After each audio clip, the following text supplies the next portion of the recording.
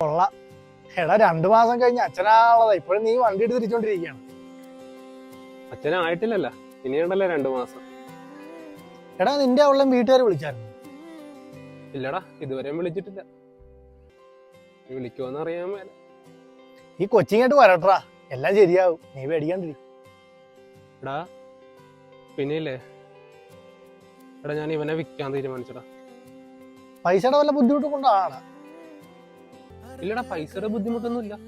അവളുടെ ഡെലിവറിക്കുള്ള പൈസയൊക്കെ ഞാൻ നേരത്തെ സുരിക്കൂട്ടി വെച്ചതാ.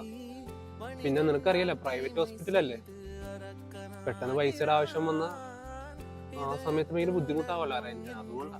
പിന്നെ എനിക്ക് ഇവനെ കൊടുക്കണോണ്ട് ബുദ്ധിമുട്ടൊന്നും ഇല്ലടാ, അവൾക്ക് വേണ്ടിയല്ലേ, കുഴപ്പമില്ല.